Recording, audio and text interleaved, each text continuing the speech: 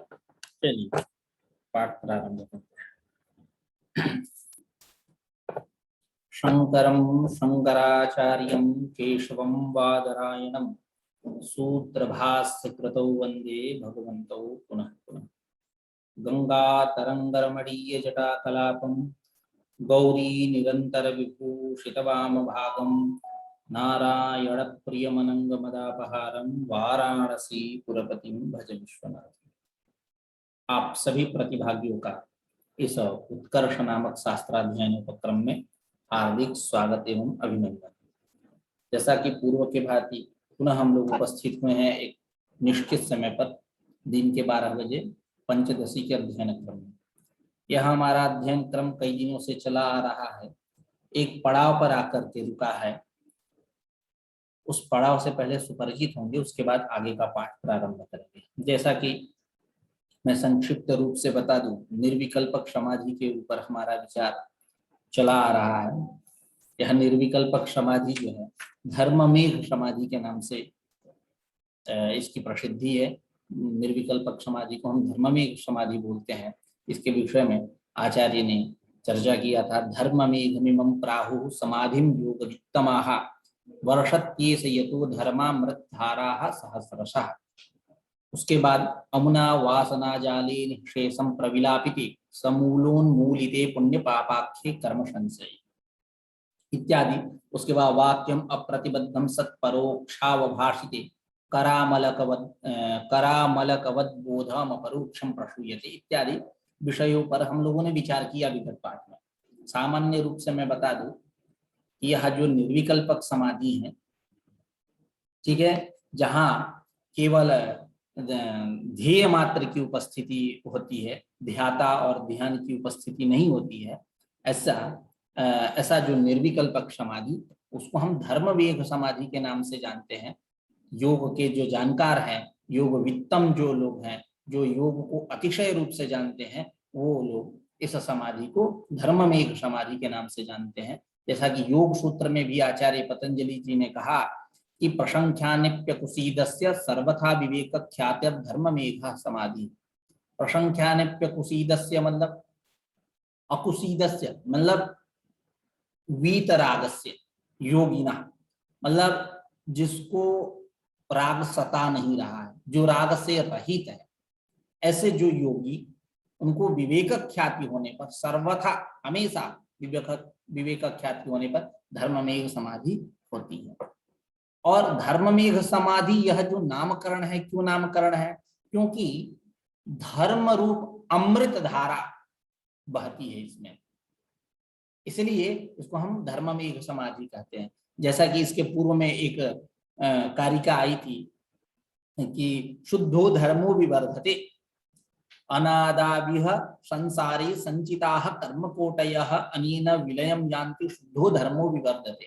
शुद्ध धर्म की अभिवृद्धि होती है इसमें, शुद्ध धर्म की अभिवृद्धि होती है, जिसके कारण तत्र किम प्रमाणम, ये हुआ था कि इसमें क्या प्रमाण है, तो कहे कि क्योंकि यह जो निर्विकल्पक समाधि है उसको योग के जानकार लोग धर्ममेघ समाधि के नाम से जानते हैं, इसलिए शुद्धो धर्मो विवर्धते, शुद्धः धर्मः विवर्धते, शुद्धो धर्मो विवर्धते, ऐसा कहा गया। इसी की चर्चा हुई 60वीं का जो कारिका है, धर्ममेघमिमं प्राहुः समाधिं योगवित्तमाः वर्षत्येष यतो धर्मामृत धाराः सहस्रशः। उसके बाद इसका फल क्या है, इस समाधि का परम प्रयोजन क्या है? तो आचार्य ने कहा अमुना वासना जाले निक्षेसम प्रविलापिते समूलोन्मूलिते पुण्य पापाख्ये कर्म संचय। इससे पहली बात की जो वासना जाल है उसकी निवृत्ति होती है, इसका एक प्रयोजन। दूसरी बात कि वासना जाल के निवृत्त हो जाने पर जो कर्म संचय है इनका भी निवर्तन हो जाता है, ये भी इनका भी नाश हो जाता है। इसी को कहा आचार्य ने अमुना वासना जाले निशेषम प्रविलापिते। प्रविलापिते इत्युक्ते नाशिते सति। अमुना समाधिना धर्ममेघ इत्याख्येन समाधिना निर्विकल्पक समाधिना, इस निर्विकल्पक समाधि के द्वारा वासना जाले निशेषम प्रविलापिते, निशेषम संपूर्णम सकलम इत्यर्थ, संपूर्ण वासना जालों का क्या हो जाता है? नाश हो जाता है। और जब संपूर्ण वासना जाल नष्ट हो जाएंगे, कर्म संस्कार नष्ट हो जाएगा, तो समूलोन्मूलिते पुण्य पापाख्ये कर्म संचये, तो पुण्य पापाख्य जो कर्म संचय है, शुभाशुभ जो कर्म संचय है, इनका भी समूलोच्छेद हो जाता है, समूलोन्मूलन हो जाता है, इनका उन्मूलन हो जाता है। ठीक है। उसके बाद आचार्य ने आगे कहा, फलितमाह, इस धर्म में समाधि का फल क्या है, तो उसको आचार्य ने कहा, वाक्यम अप्रतिबद्धम सत् प्राक परोक्षावभासिते करामलकवद बोधम अपरोक्षम प्रसूयते। अपरोक्षम प्रसूयते, अपरोक्षम ज्ञानम जनयति इत्यर्थ। अपरोक्ष ज्ञान को उत्पन्न करना, यही इसका फल है। वाक्यम अप्रतिबद्धम सत्, देखिए अपरोक्ष ज्ञान यानी प्रत्यक्ष ज्ञान, जैसा जैसे बोलते हैं ना, जैसे तत्त्वमसि वाक्य लिखिए, तो तत्त्वमसि वाक्य में तत्पद क्या किस अर्थ का वाचक है? सर्वज्ञत्व विशिष्ट चैतन्य, जिसको हम बोलते हैं परोक्षत्व विशिष्ट चैतन्य। त्वम पद किसका वाच्य है? जीव का वाचक है, अपरोक्षत्व विशिष्ट चैतन्य। ठीक है। वहां परोक्षत्व परोक्षत्व को लेकर के विरोध रहता है, उसके लिए भागत त्याग लक्षणा की जाती है। कुछ आचार्य सांप्रदायिक कहते हैं कि ये लक्षणा सांप्रदायिक है, यहाँ हम अभिधेया शक्त्या हम काम निर्वाह कर लेंगे, लक्षणा मानने की आवश्यकता नहीं। अपरोक्ष ज्ञानम यानी प्रत्यक्ष ज्ञानम इत्यर्थ, सीधे से। ठीक है। अब देखिए यहाँ क्या कह रहे हैं कि फलितमाह, इस समाधि का फल कह रहे हैं। ये क्या फल है? तो कह रहे हैं वाक्यम अप्रतिबद्धम सत् परोक्षम अवभाषिते। वाक्यम, वाक्यम यानी देखिए प्रसूयते, प्रसूयते वाक्यम प्रसूयते, किं प्रसूयते? तो अपरोक्षम प्रसूयते। ये ऐसा अन्वय करिए, वाक्यम कर्ता, अपरोक्षम कर्म और प्रसूयते क्रिया। ठीक है। तो वाक्यम का तात्पर्य क्या है? तत्त्वमस्यादि वाक्यम, जो तत्त्वमस्यादि वाक्य हैं, जो अभेद परक हैं, जीव और ब्रह्म के अभेद को बतलाने वाले जो वाक्य हैं, ये वाक्य अप्रतिबद्धम सत्, सत् का विशेषण है। सत् कैसा? अप्रतिबद्धम। अप्रतिबद्धम नाम कर्म वासनाभ्याम प्रतिबंध रहितम इत्यर्थ। कर्म वासना रूप जो प्रतिबंध है, प्रतिबंधक है, इससे रहित जो सत्पदार्थ, परोक्षत्व विशिष्ट चैतन्य ब्रह्म, वो कैसा है? निरवय है, निरंजन है, साक्षी है, चेता है, निर्गुण है, इत्यादि तमाम वासना जालों से रहित है, सत्पदार्थ है, शुद्ध है। तो शुद्धत्व तो उसमें कब आएगा? जब प्रपंच से वो रहित होगा। ठीक है। तो तत्त्वमस्यादि जो वाक्य है, यह वाक्य अप्रतिबद्धम सत् प्राक परोक्षावभासित, जो पहले परोक्ष रूप से भाषित हो रहा है, जब तक साक्षात्व नहीं हुआ उसका, तो परोक्ष रूप से भाषित होने वाला जो सत्पदार्थ है, उस सत्पदार्थ को तत्त्वमस्यादि वाक्य क्या किया? जब अभेद संपादित कर दिया जीव और ब्रह्म में, तो अपरोक्ष परोक्ष अपरोक्ष हो जाएगा। जो परोक्ष था वो क्या हो गया? अपरोक्ष हो गया, यानी प्रत्यक्ष हो गया। परोक्ष मतलब भूत, अक्षण अपरम। ठीक है। अब वह अपरोक्ष हो गया, मतलब नए अर्थ कर लीजिए, नए समास कर लीजिए, न परोक्षम अपरोक्षम इत्यर्थ, साक्षात्म प्रत्यक्षम इत्यर्थ। ठीक है। यत् साक्षात् अपरोक्षात् ब्रह्म। ठीक है।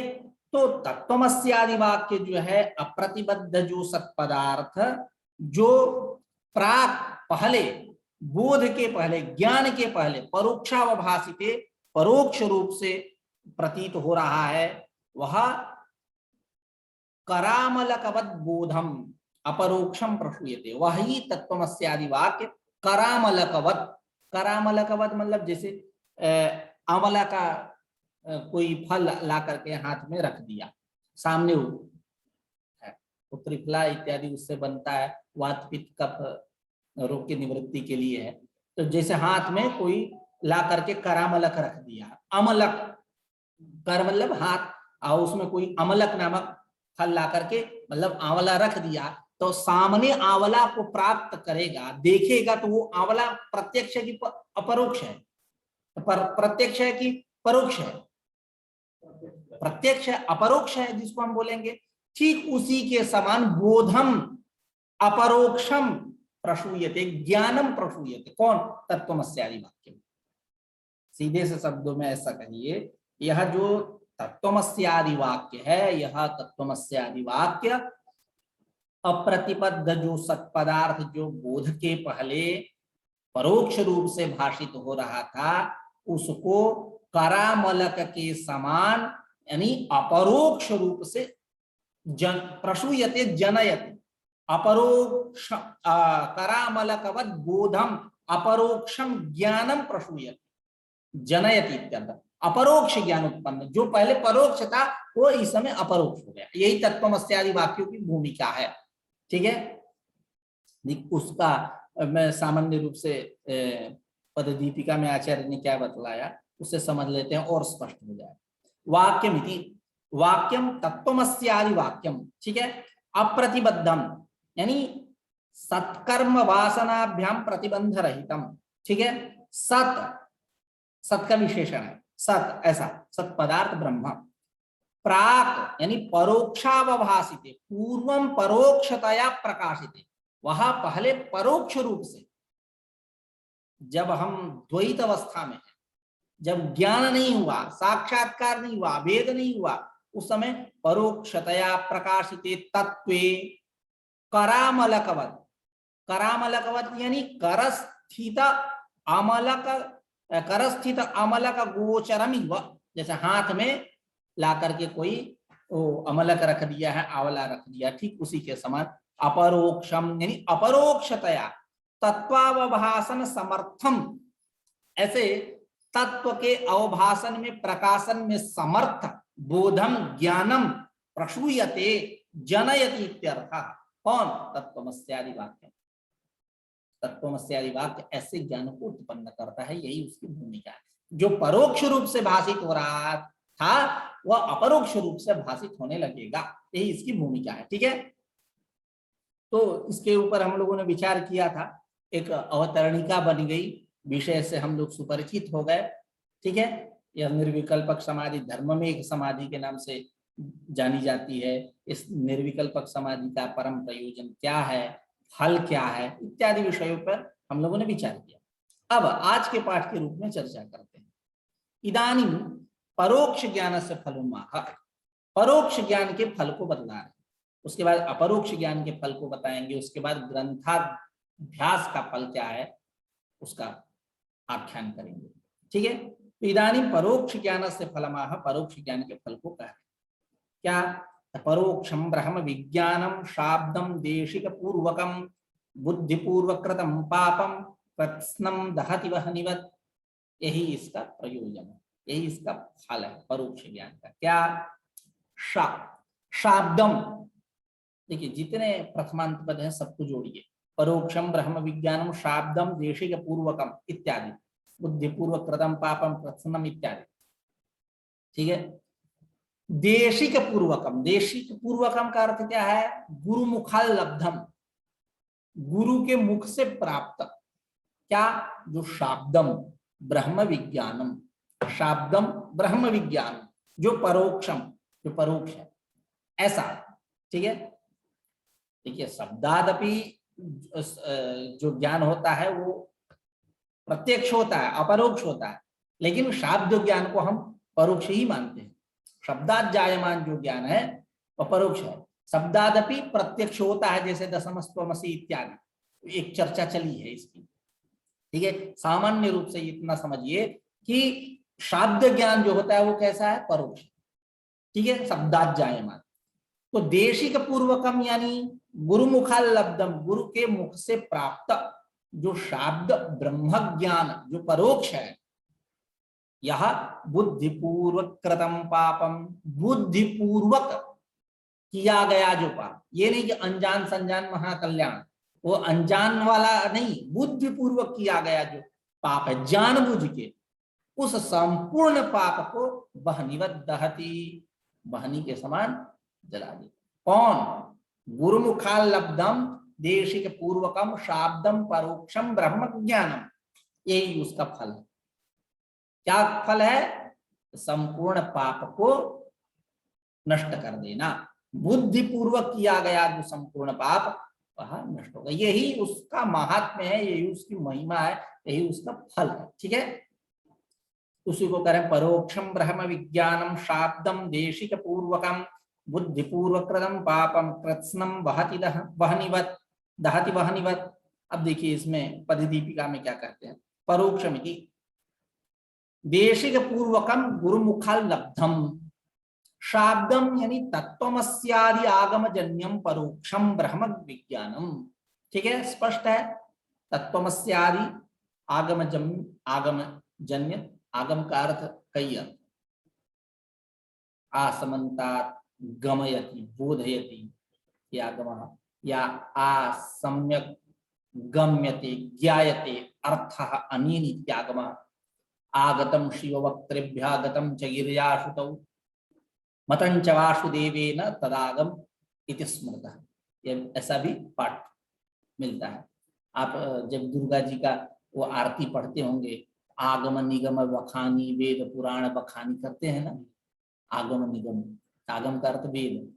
और आप व्याकरण शास्त्र जब वाक्य पदीयम पढ़ेंगे तो वाक्य पदीयम में बहुत्र चर्चाएं हैं, आगम आगम आगम, व्याकरण के लिए भी व्याकरणागम ऐसा शब्द प्रयोग होता है, व्याकरण के लिए आगम शब्द का प्रयोग होता है। वेद के लिए तो होता है, वो तो सर्वजनीन है, व्याकरण के लिए भी आगम शब्द का प्रयोग हुआ है। और आगम शाक्तागम, शैवागम, कौलागम इत्यादि तमाम आगम वो भी है। आगम प्रमाण भी है, वेदांतियों को अभिमत भी है यह आगम प्रमाण। ठीक है, जिसको हम आप्त वचन कहते हैं, आप्त श्रुति कहते हैं, आप्त वचनम प्राप्त श्रुति, आप्त श्रुति प्राप्त वचनम है ना।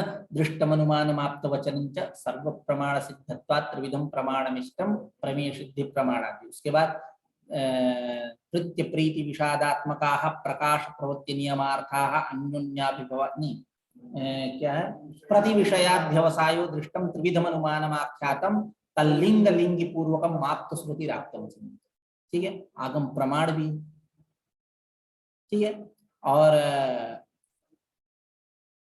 आगम बहुत सारे अर्थों में इसका प्रयोग होता है, बहुत जगह इसका प्रयोग हुआ है। ठीक है, खैर यहां आगम का तात्पर्य क्या है, तत्वमस्यादि आगम जन्यम, मतलब तत्वमस्यादि श्रुति जन्यम, वेद वाक्य जन्यम श्रुति जन्यम।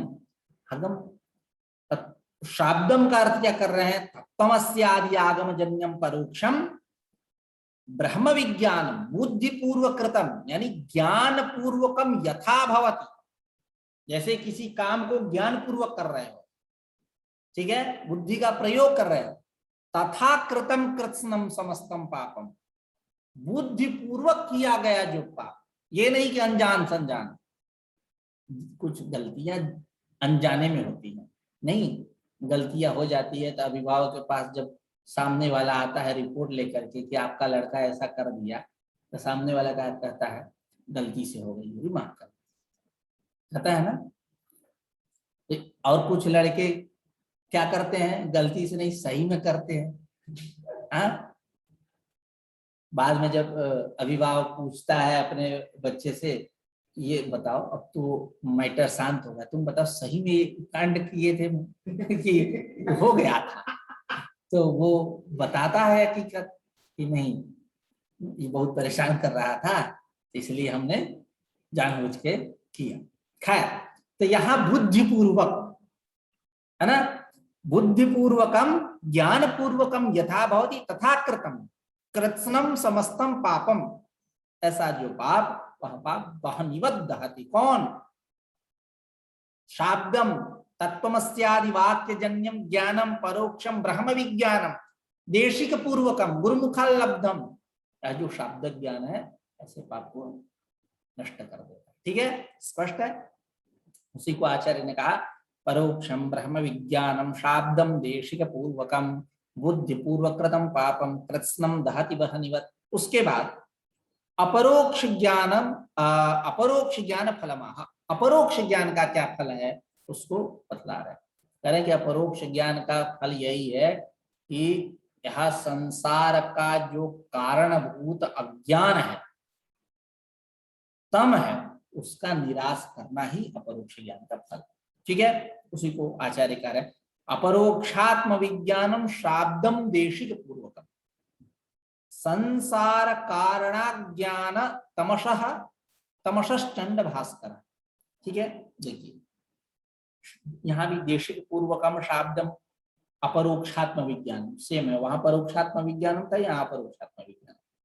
गुरु के मुख से प्राप्त शाब्द जो अपरोक्षात्म विज्ञान, ब्रह्म ज्ञान, ब्रह्म साक्षात्कार, ये क्या करता है, इसका प्रयोजन क्या है, करें कि संसार का जो कारण, ये संसरण कैसे होता है, अज्ञान जन्य है, अज्ञान से ही सृष्टि हो रही है। तमः प्रधान विक्षेप शक्तिमत अज्ञानोपहित चैतन्यात् आकाशः, आकाशः संभूता, आकाशाद वायु, वायु अग्नि, अग्नि आप पृथ्वी चुत्पद्यते, उसके बाद तमाम उसके साथ विकांश से ज्ञानेन्द्रियां उत्पन्न हुई, रजोंश से कर्मेंद्रियां उत्पन्न हुई, पंच प्राण उत्पन्न हुए रजोंश से इत्यादि, तमाम सृष्टि हो रही है। पहले अपंचीकृत था, उसके बाद पंचीकृत हुआ इत्यादि, भू भू स्वामः जन तप सत्यम इत्यादि सब ऊपर के साथ नीचे के साथ लोग जरायु जंड स्वेद उद्भिद सब उत्पन्न हुए, उनके लिए उचित अन्नपान आदि की उत्पत्ति हुई। हंता हम इमाम तिस्रो देवता अनेन जीवेनात्मना प्रविश्य नाम रूपे व्याक्रमाणि, ठीक है, इत्यादि सृष्टि हुई। सूक्ष्म प्रपंच, स्थूल प्रपंच, भूत सृष्टि, भौतिक सृष्टि हुई। ठीक, कैसे हुई, अज्ञान।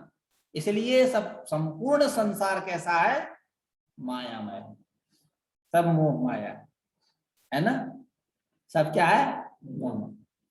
तो यह जो गुरु मुख से प्राप्त जो शब्द अपरोक्ष ज्ञान है, या परोक्ष ज्ञान परोक्ष विज्ञान संपूर्ण संसार का, सकल जगत का कारणभूत जो अज्ञान, तम, उस अज्ञान को, तम को, तम रूप जो अज्ञान है, तम शब्द के द्वारा अज्ञान को कहा गया, सर्वत्र कहा जाता है। ठीक है, तो ऐसा जो अज्ञान है, उस अज्ञान को क्या करता है, यह परोक्ष ज्ञान, चंड भास्कर, चंड भास्कर तपते हुए सूर्य के समान दूर कर देता है। जैसे जहां जैसे अंधेरा है कमरे में, लाइट गोलदीप ऑन किए, स्विच ऑन किए तो अंधेरा नहीं हो गया ना। कुछ नैयायी क्या कहते हैं कि तम नाम का कोई 10वां द्रव्य है, तो उसके लिए तमाम न्यास करते हैं, लास्ट में यही सिद्धांत होता है कि नहीं, वहां दीपासरण क्रिया प्रतीत होता है कि आया है, अंधकार आया और गया। ठीक है, और नीलम तमस चलती, ऐसा करके जो उसमें नील रूप की प्रतीति कर रहे हैं तो करें वो भ्रम है। ठीक है, खैर परिदीपिका न्यायबोधिनी में बहुत सारी चर्चा है। तो यहाँ तक मतलब अज्ञान।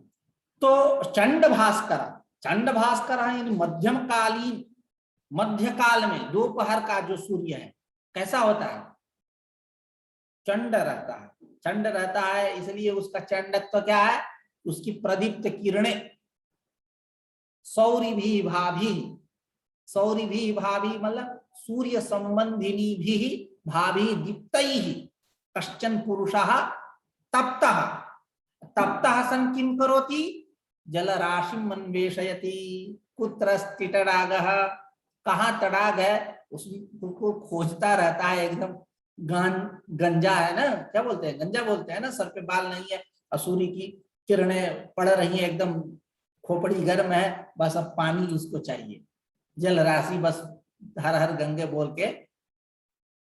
अब बताओ शाम को सूर्य की किरणों से उसका ये चंडूल गर्म होगा क्या, तो चंड भास्कर कब होगा, शाम वाला सूर्य कि सुबह वाला कि दोपहर वाला, दोपहर वाला।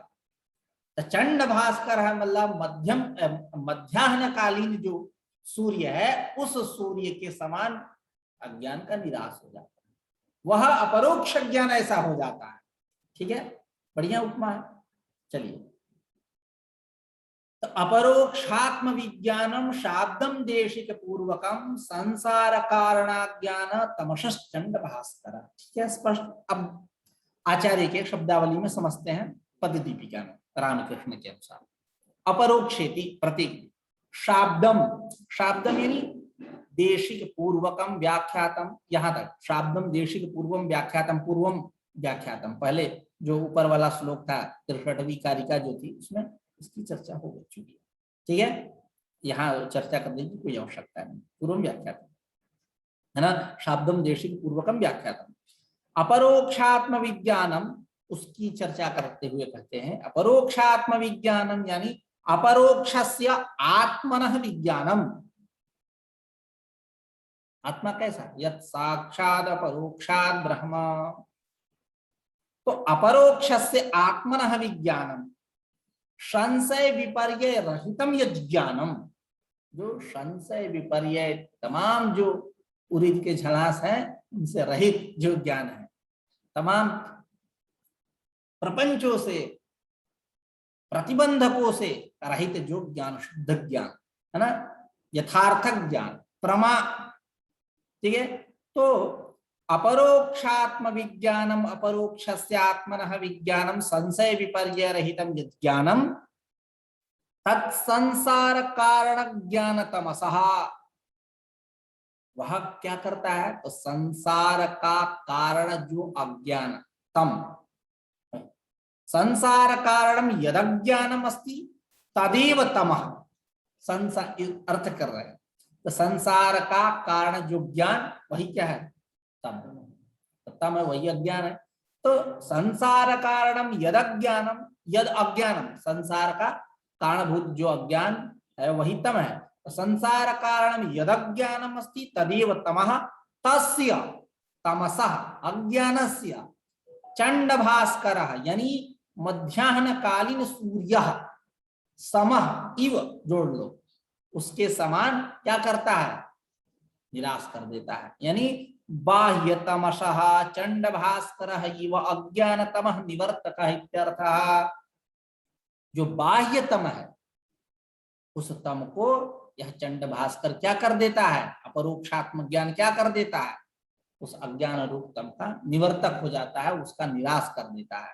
ठीक है, बाह्य तम, किसी कोठरी में रखा, किसी कोठरी में तम है, अंधकार है, तो वहां चंड भास्कर नहीं निराश कर पाएगा। बात समझ में आई मैं क्या कर रहा हूं।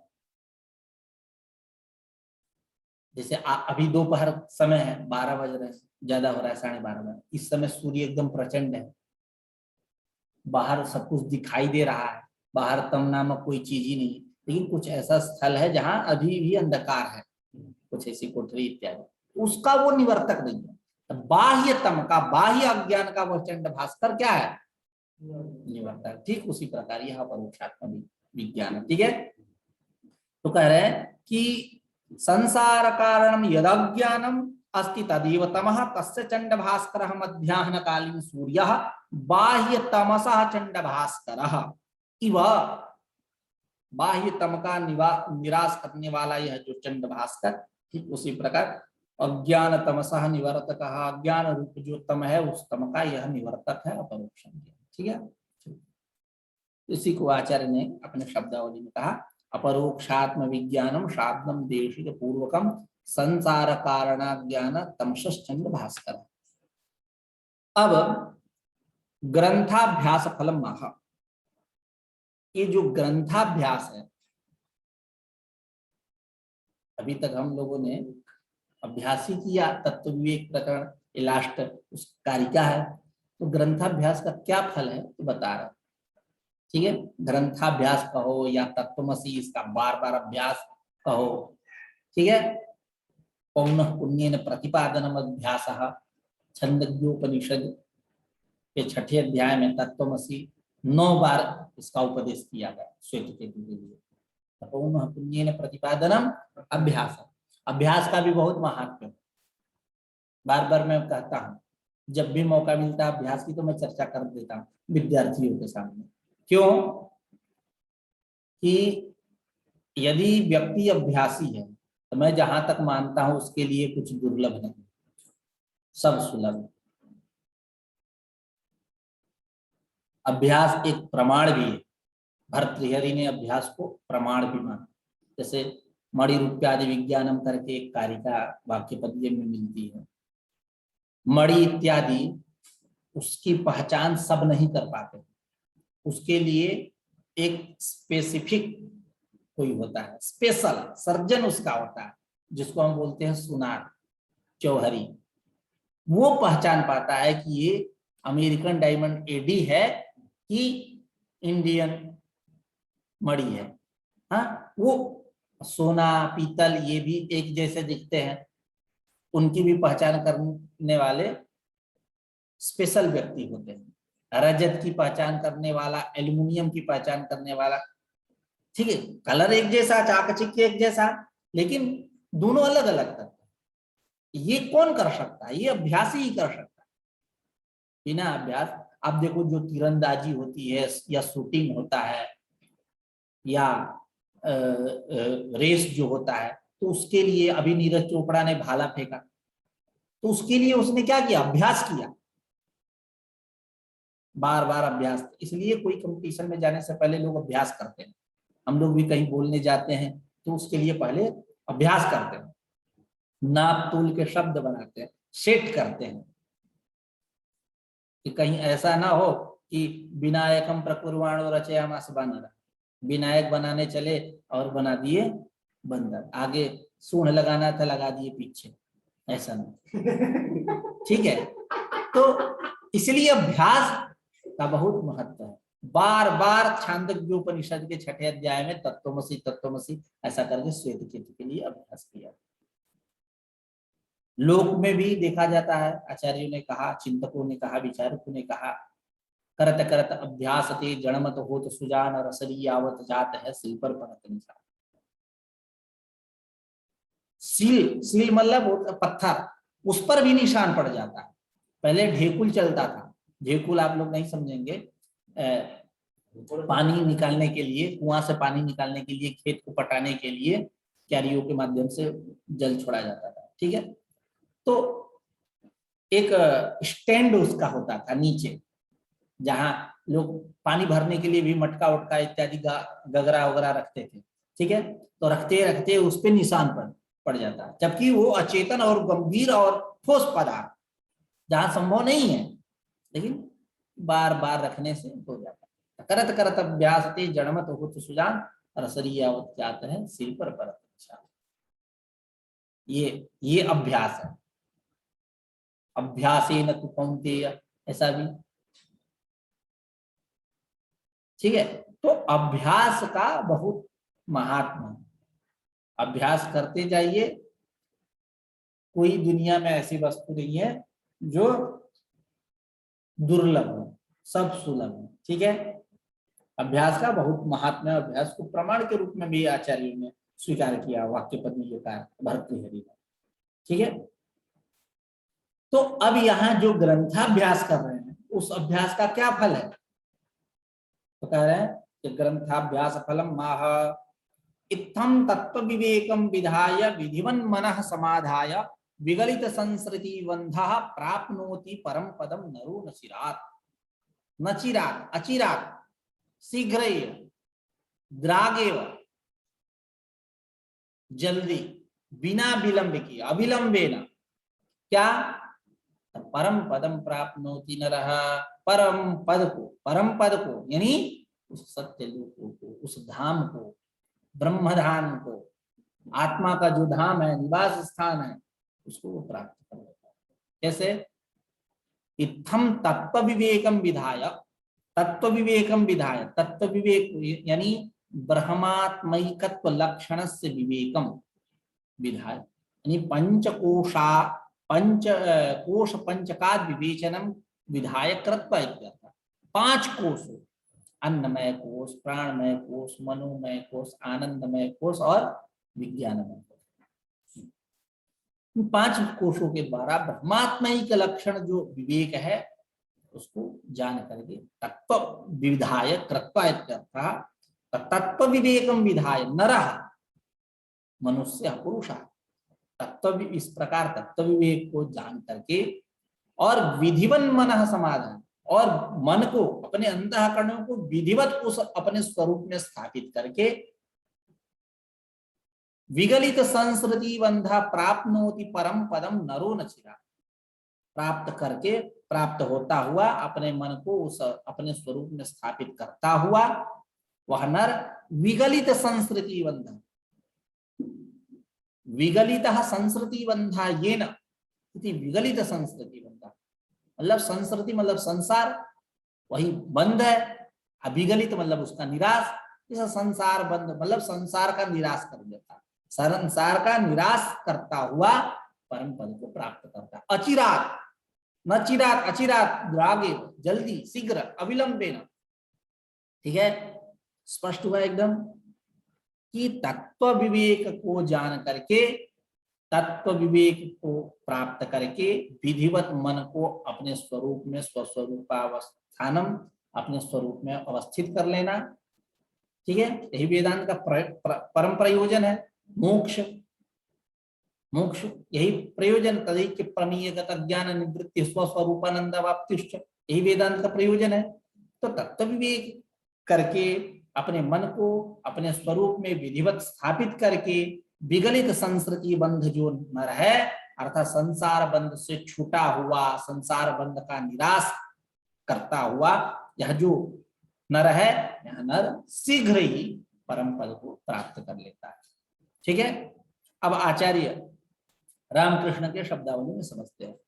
इत्थमिति प्रतीति नरः, इत्थम उक्तेन प्रकारेण, अभी प्रकार बतलाया गया, तमाम चर्चाएं हुई, जागृत स्वप्न सुसुप्ति की चर्चा हुई, तत्पदार्थ की चर्चा हुई, त्वम पदार्थ की चर्चा हुई, सविकल्पक की चर्चा हुई, निर्विकल्पक की चर्चा हुई, तमाम बहुत सारी चर्चाएं अभी हुई ना।